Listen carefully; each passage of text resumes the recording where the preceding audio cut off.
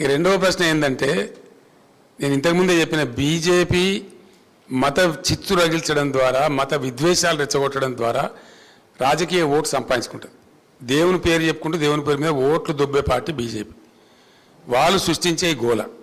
నేను ఒక్కటే మాట చెప్తా ఉన్నా, వాళ్ళు ముస్లింలా హిందువులా మరొకలా అని కాకుండా ఏ ప్రజలైతే ఇప్పటికి కూడా అసమానతకు గురవుతూ ఉన్నారో, ఏ ప్రజలైతే వాళ్ళకి రావాల్సినటువంటి వాటా పొందలేకపోయినరో, వాళ్ళు ఎస్సీలు కావచ్చు, ఎస్టీలు కావచ్చు, బీసీలు కావచ్చు, ఎంబీసీలు కావచ్చు, ముస్లిం సోదరులు కావచ్చు, ఎవరైనా కావచ్చు, వాళ్లకు న్యాయం జరగాల్సిన అవసరం ఉంది.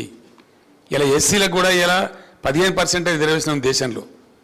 వాళ్ళ పర్సెంటేజ్ 19% పోయింది. వాళ్ళ లోపల ఇంకా దరిద్రం పోలే, అందుకే దళిత బంధు తెచ్చినాం. కాబట్టి 19% రిజర్వేషన్ ఎస్సీల కోసం పెంచాల్సిన అవసరం ఉంది. డెఫినెట్గా నేను ఘంటాపదంగా చెప్తా ఈ మాట. ఎవరైతే అల్పాదాయం కలిగి ఉన్నారో, ఎవరైతే ధనవంతులతో పోటీ పడలేకపోతున్నారో, ఎవరైతే అర్హులై ఉన్నారో, కులాలకు మతాలకు అతీతంగా అందరికీ రిజర్వేషన్లు ఉండాల్సిందే, అవి కొనసాగాల్సిందే. మనది ఒక టిపికల్ దేశం భారతదేశం. ఒక్కొక్క రాష్ట్రంలో ఒక్కొక్క పరిస్థితులు ఉంటాయి. కాబట్టి అన్ని వర్గాలు సమానంగా ఉన్నాయి. కాబట్టి డెఫినెట్గా రిజర్వేషన్లు తీసేస్తాము, అవి ఎవరైనా సరే వాళ్ళకు నేను వ్యతిరేకిని, మా పార్టీ వ్యతిరేకం. 100% ముస్లింల రిజర్వేషన్ తీసేయడం తప్పు. వాళ్ళకైనా ఉంటే ఉన్నదాన్ని కొనసాగించండి, ఇంకోటి పెంచితే పెంచండి, అట్లా ఉండాలి. కానీ ఒక ముస్లిం ద్వేషం పెట్టుకొని వాళ్ళ చుట్టూ ఈ పొలిటికల్ గేమ్ ఆడడం అనేది చాలా దిక్కుమాలిన దరిద్రం కూడా చర్య. సార్ పార్లమెంట్ ఎన్నికల తర్వాత పార్లమెంట్ ఎన్నికల తర్వాత బీఆర్ఎస్ నుంచి చాలామంది ఎమ్మెల్యేలు కాంగ్రెస్ పార్టీకి వస్తారని చెప్పి కాంగ్రెస్ మంత్రులు చెప్తున్నారు. ఇప్పుడు వస్తారు, ఎన్నికల తర్వాత ఇంకా చాలామంది వచ్చే అవకాశం ఉందని చెప్పి 20-25 మంది ఎమ్మెల్యేలు వస్తారని మంత్రులు చెప్తున్నారు. సార్ ఏం కావాలంటారు మీకు?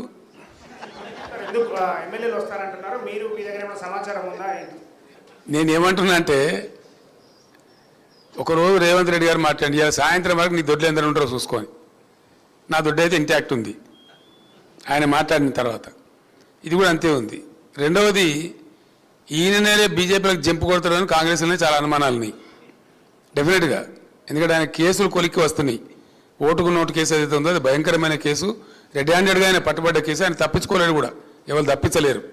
కాబట్టి అది మన కింది మీద అయితే ఈయననే బీజేపీలకు జంపు కొడతాడు కేసులు తప్పించుకోవడానికని పెద్ద ప్రచారం ఉంది. అందులో భాగంగా నిజంగా జరుగుతున్నది ఏంటంటే, నన్ను ఎవరు డైరెక్ట్ కన్సల్ట్ చేయలేదు, కానీ మా పార్టీలో ఉన్న ముఖ్యులను కాంగ్రెస్ పార్టీలో ఉన్నటువంటి ఒక వర్గం అంతా కన్సల్ట్ చేస్తూ ఉన్నారు. కన్సల్ట్ చేయడంగా స్పష్టంగా చెప్తున్నారు సంఖ్యతో సహా, అన్న మేము 26 నుంచి 33 మంది ఎమ్మెల్యేలు రెడీగా ఉన్నాము, మేము కలుస్తాము, ఇద్దరం కలిసి గవర్నమెంట్ ఫామ్ చేద్దామని చెప్తున్నారు. మరి రేవంత్ రెడ్డి తదాస్తు దేవతలు ఉంటారు పైన, మరి అటు నుంచి ఇటు వస్తారో ఇటు నుంచి అటు పోతారో చూద్దాం ఏం జరగబోద్దు. సార్ మీరు ఇందాక జాతీయ స్థాయిలో బీఆర్ఎస్ మళ్ళీ బలపడుతుందన్నారు. ఈ అసెంబ్లీ ఎన్నికల తర్వాత ఇది చాలా చర్చ జరిగింది, బీఆర్ఎస్ టీఆర్ఎస్గా మారిపోతుంది అనేది. దీని ఆఖరి జరగదండి, నేను చెప్పిన కదా బీఆర్ఎస్గానే ఉంటుంది, no doubt about it. KCR garu ఇక్కడ సార్ ఎంతో సంక్లిష్టమైనటువంటి అంతర్జాతీయ